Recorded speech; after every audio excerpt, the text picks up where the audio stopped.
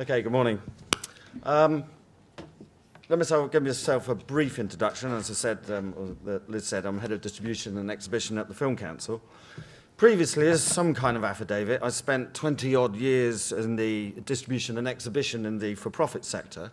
When I say odd, I meant 20 more years, not odd years. And this talk is based upon the luxury I now seem to have to be able to think beyond the next film opening or the Monday holdover figures. And the result of that, this speech, are thoughts from that ability to have time to speculate and think around the biggest change to the film business since the advent of television.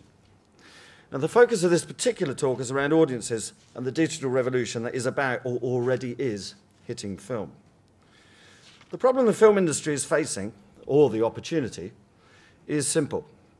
For 100 years, the industry has constructed revenue models that were created in a world when it was actually difficult for consumers to see films. Or more specifically, often very difficult to see a particular film that they wanted to see. And it's worth having a look at what I mean by this, as it helps to contextualize some of the current and future stresses, strains, and opportunities that we're facing. Film. The very first ability for a moving image to be duplicated and then sent out to be seen by millions. It may seem simple now in our digital age, where copying is often a click and sending another click, but the ability to copy moving data to be seen by others via the new technology of film was a huge first. And not surprisingly, people loved it, and as a consequence, buildings are built to show these copies in. And by the way, the technology of copying and moving these around is the same today as it was 100 years ago, 35mm and a petrol engine. Cinemas, however, are expensive to build, have a fixed cost overhead, and exist only in a catchment area of physical space. So the gatekeepers to the cinema, the programmers, are forced by the retailing laws of physical space to play the film that is most likely to appeal to the most people within their particular catchment area. And usually that means one film per screen for the week. A highly selective and disempowering process for the consumer, but then there was no choice. Now, TV arrives, and TV is basically exactly like the cinema business. It's expensive to run, it has fixed cost overhead, and exists in an area of physical space, usually the country.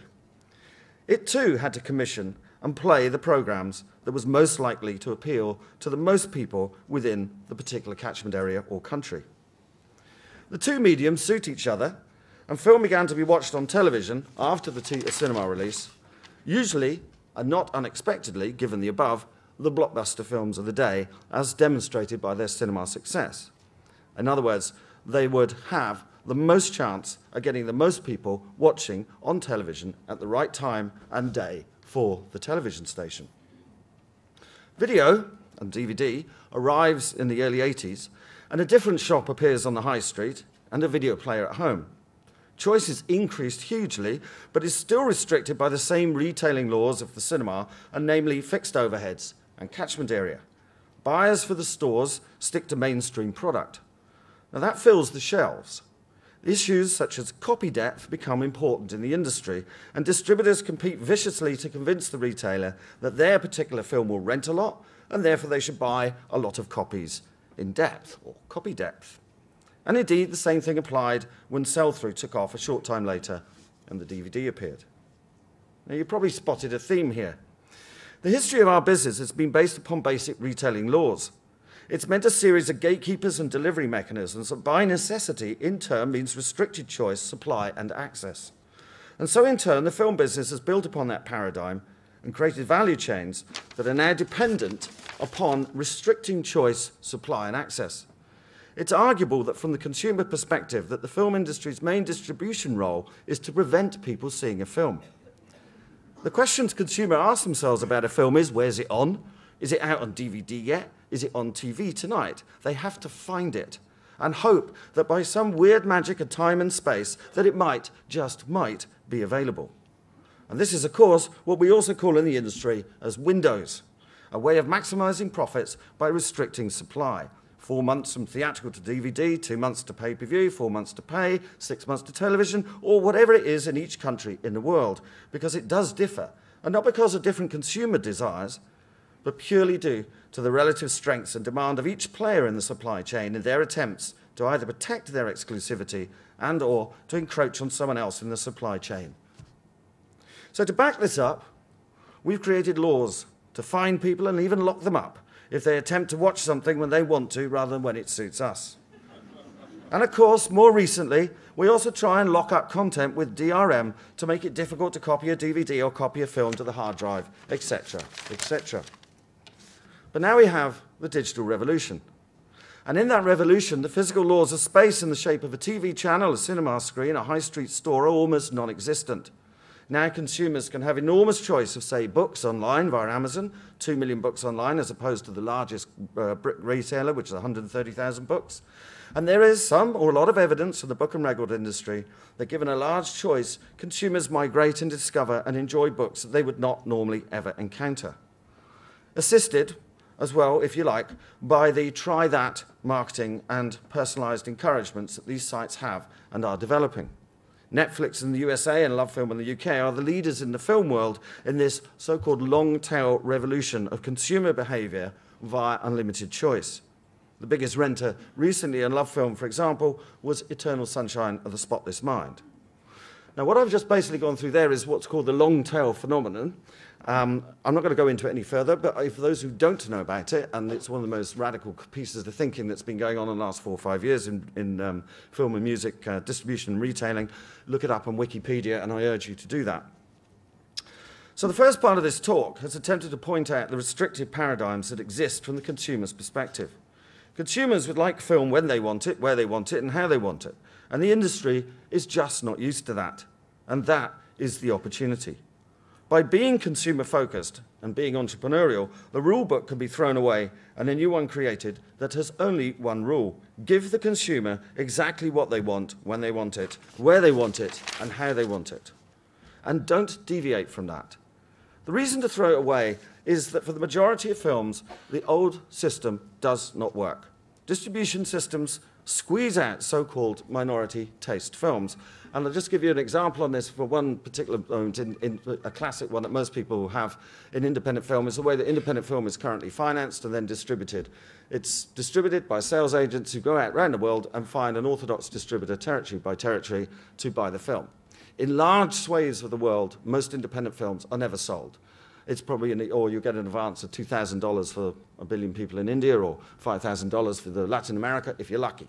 But in most cases, these films aren't even sold, and in the old world, that's the end of it.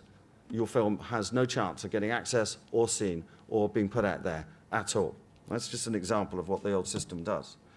Now, throwing a rule book away in practice can get extremely scary, and in certain cases, apparently impossible. But let's scare ourselves a second and have a little think about it. And this next section is on the consumer and the opportunities. Now, it's sadly short on knowledge. Basically, there are so few examples at the moment that are attempting to harness all the new opportunities of digital. Some of the best examples are in this room, and you're going to hear about them later. And I've drawn some thoughts from these in some examples to follow. Issues or decisions facing the consumer are, I believe, quality of image, cost, and ease of viewing. And the primary issues facing the film owner are access and awareness, and I'll concentrate on the consumer. As I said, other speakers will talk about strategies for the access awareness conundrum. Now, in quality of image.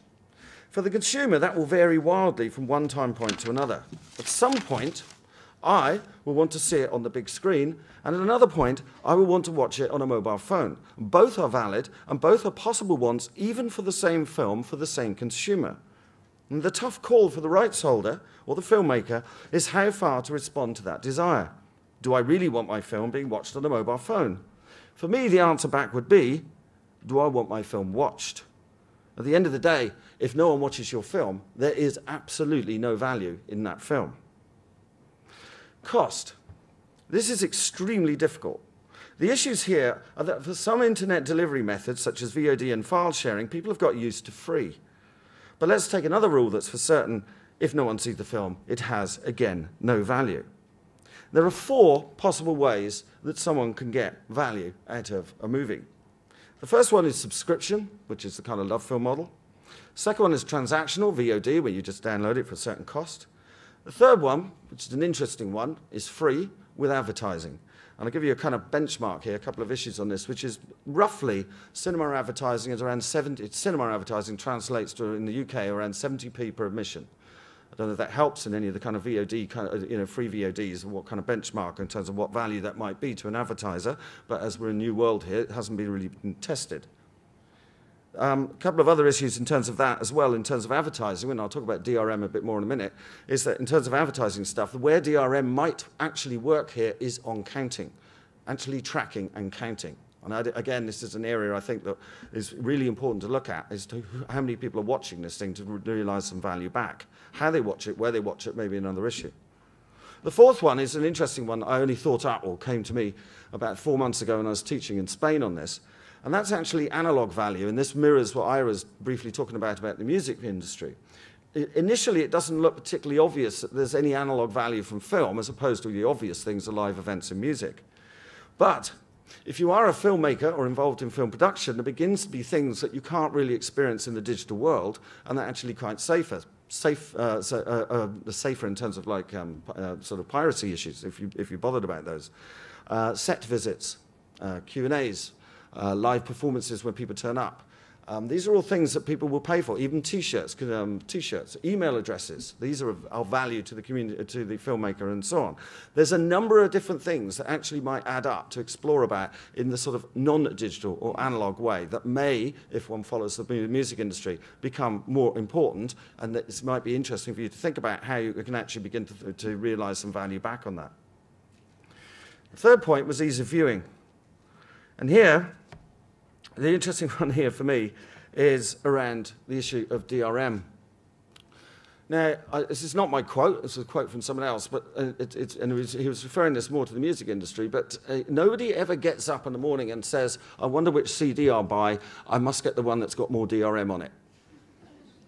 And I think that's a really important point, because somewhere along the way here is that DRM is often being seen at the moment as a way of preventing things or extracting more value out of a particular thing, because I might be able to do that. For example, it is perfectly technically possible using DRM that if you have 2 DVD players in your home, you can only watch it in one, you've got to pay extra if you want to watch it in the other, for example, okay? Trying to extract more value out of that. Essentially, apart from the tracking things, from the consumer's perspective, DRM is a major problem. It's a major issue for them. How can I watch it? Where am I allowed to watch it? Can I plug it into my DVD player that's a portable player as well as watching it on my computer, for example? So the issues around the attitudes towards the kind of like control and command systems and versus what the consumers want is an extremely important area to think about and discuss and consider in any strategy of getting your film out there. The second thing, and it's kind of linked really, is how do I encourage people, help people to actually see this stuff easily? For example, at the moment, seems to be quite a gap between the kind of PC streaming or the PC downloading, even if you're allowed to download onto a DVD and write it to a DVD using DRM, as to how you get it to see on the best place you've usually got in your home, which is a television. Now, actually, you can put it on a laptop and plug it in on SCART in the back of the TV, but very few people know that. Or you have to buy a special box that allows for Sky or BT Vision or whatever it is to actually try and give that gap between the internet and the television. These are the kind of more issues as well. Or you can just download write it to your DVD and plug it into your DVD player. But for some reason, the industry seems extremely scared about that at the moment. For me, for the consumer's perspective, this seems to make sense. Speed of downloading. Now, at the moment, we're still slow. The only country in the world that I'm aware of is Korea. I went to Korea recently, and it's a bit frightening. The reason why it's scary is that 2 things have happened. One is that the DVD market has collapsed, and unusually, having got this information from the head of Sony there, they do not blame it on piracy, they blame it upon other internet use in the home. They have massively fat pipes, and 75% of them are actually, of Korean homes are linked up. What they're doing is they're playing with vast online communities, gaming in certain instances, or just chatting or transferring files to each other extremely easily. This is a country that is moving away from traditional film watching because fast pipes are allowing it to happen. So somewhere along the way that fast pipes are both an asset and it could be an overall threat to the business, but it will continue to be a threat to the business unless you have a complete strategy that says, okay, I understand now that people can download a film in, say, 5 minutes. Right? How am I going to let them see it easily enough with the fast downloading? And the fourth point on this, and I'm going to go back into the kind of theatrical world for a second, and that's like cinema visits, because I mean, disregarding the fact that that basically the cinema world is highly restrictive and will continue to be restrictive, it is restrictive in the sense that that it is entirely based around the world of gatekeepers. And the gatekeeper model is something that the consumer is continually and has been already facing for the last 100 years. And a classic example of gatekeeper goes like this. I make a movie. I want to get it in a festival. I have a gatekeeper in a festival. Festival director, whatever it is, thank God, says, you can play my film in my festival. Right, got through one gatekeeper. Next one is I need a distributor. So distributors turn up, and my God, they like my film. I've got through another gatekeeper. I've got a film being sold in that territory. Distributor goes to the cinemas. Cinemas say, yeah, I'll play that film. The gatekeeper there, the programmer says, I'll play that film. And now it's finally in the cinema. When it goes into the cinema, only then and only then does any value get realized. It's only at that point do people actually know whether people want to see that film. The rest of it is a process of gatekeeper, educated guesswork. And that system is so successful that 75% of all cinema seats are unsold. Now, for me, there's a way around where the internet is particularly good and particularly scary for me and a lot of people probably in this room, is that it transfers the power away from the gatekeeper and towards the consumer. And you can see that in many, many other businesses, where the command and control structures of, say, linear broadcasting are being attacked by, I want to see TV when I want to watch it, and the juiced, and so on. This is scary stuff for people who are used to having a control channel that they can basically dictate to what people will watch when they want to watch it. Cinema is no exception. But given the rise of social networking, and given the rise in the last 4 or 5 years of the ease of people to join into virtual communities extremely quickly, witness the I Love David Cameron kind of groups, etc., on Facebook or whatever it is. These are people that over a single issue or an interest can very, very fast get together. I see no reason at all why those people can't actually get together around a particular film, and why they can't therefore turn up to the cinema and watch the film that they have already pre-arranged and pre-decided that this is the film that they actually want to see.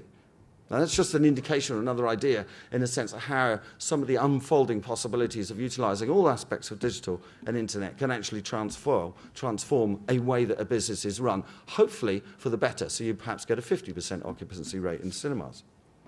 Now, all of this is highly theoretical and experimental, and yet I'm driven by the excitement and possibilities that this revolution offers, especially independent film. So to conclude, I thought I'd give a brief précis of where the Film Council is at the moment. There is a need for the UK film industry to prepare itself for current and future digital media opportunities. And it's not clear at present how the industry, especially the independent sector, is planning to meet these opportunities. Deals are being made with such platform operators as Love Film for downloads, and some producers are beginning to look at a different way of selling their films worldwide. A new entrant, such as BT, are keen for content, and Arts Alliance Digital Media is pushing ahead on the deals required to digitise cinemas. However, these seem scattered, and the impression is that the industry is unclear how to respond strategically and in practice. Now, our vision is that all global consumers will have access to all British films on any platform, and the UK consumer on any platform will have access to a wide range of films from around the world. If that is the vision, how will this actually be achieved?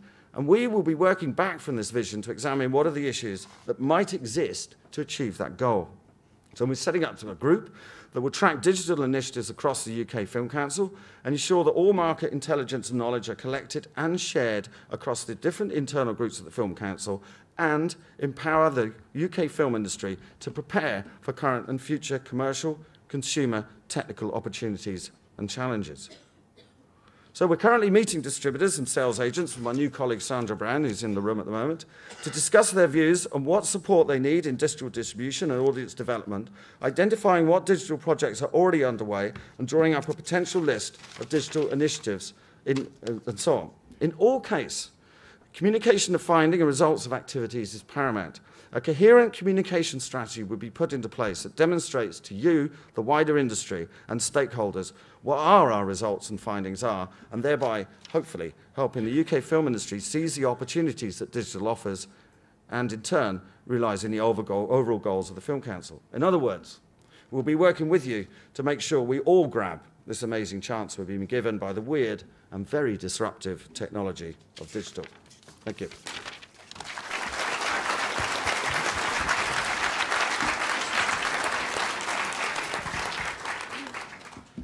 I've got 5 minutes. Okay, first of all, fantastic, thank you. Big problem when talking to financiers. I've got a team of financiers who want to finance my movie. I've got no idea how much my budget should be, because if I'm going to do it this way, I've got no idea whatsoever how my returns are going to be and how I can cast my film and what kind of budgets. So it just seems like I'm in this whole area of like, do I go theatrical when I can actually show them some kind of model and they can actually know, and these are finance people, whereas this way they just laugh at me. Correct. That's an extremely good question. Do you all hear that? I mean, you can't get much more important than trying to figure out value. How do I get value back? The first point about this is that the old-fashioned form of independent filmmaking, which is you get sales estimates from the sales agents and take it to a bank and hopefully get a bit of public money and all that kind of stuff, etc., is entirely based, of course, on the sales figures and whether you actually realise those. And as I've already said, most of them actually don't realise, or you're heavily dependent on 1 or 2 territories to be sold.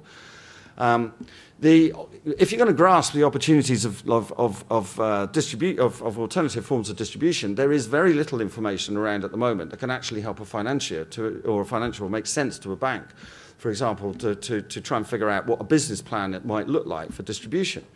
Having said that, I do think, and that's the end of my speech, I do think that it's our role as the Film Council to try and begin to tease those issues out. And I know that there's a working group that's already done one particular model, which is on the website, but I think is going to move on to get some better and deeper understanding in terms of, for example, what's the total broadband take-up in the world going to be in the next 5 years? And, what kind of take-up are those people doing when they're watching movies? How much might your delivery costs if you went into worldwide online distribution for VOD? Or how many units might you be reasonably expected to get, and what's the cost of delivering that? So, but at the moment, I would agree with you that the independent sector, which is based upon a model which is based on territory by territory selling, is stuck at the moment, and the financing models are probably preventing some true experimentation precisely because of lack of knowledge to give to the financiers. So, I'll take your point. Gentleman there? Since the internet is by its nature international, are we assuming when we're talking about audience development that, let's say for UK films or American independent films, that the way of marketing to an audience, let's say a home-based audience, is the same as to an international audience? I don't know if that's completely true. I think that, for example, one can market UK films here in a certain kind of way that reaches the interest of an audience, and that in other parts of the world it maybe represents a kind of a different model, a different approach, an exotica perhaps, or something along those lines. In other words, is it one-size-fits-all marketing models that will work, or will one really be able to actually employ different kinds of marketing strategies based on cultural differences? I think that'll be answered much better a bit later on in the day. But I think the first point is I think there's a difference between marketing and positioning and marketing and distribution.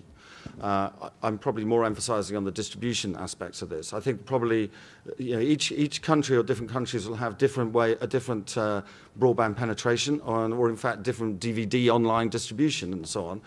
That will make a difference in terms of what your deals are in those particular countries. Your positioning of the film probably will alter as well from country to country. Your positioning of that film. One country's mainstream is another country's art house. I'm more concentrating on the whole issue of access and value. How you kind of get the nuts and bolts in place. Because without that, it doesn't matter what your positioning is. No one knows or get access to your movie. One more. This gentleman there.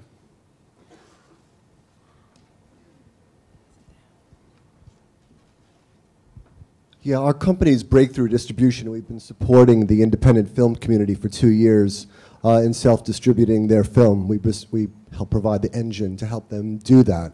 And we've found that most of the DVDs sit on the shelves.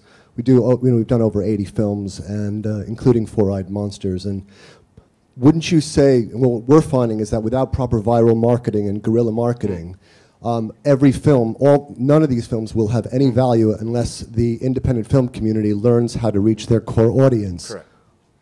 Correct. You know, I'd said that the two issues from the filmmaker are access and awareness, and I'm not going to cover the awareness bit.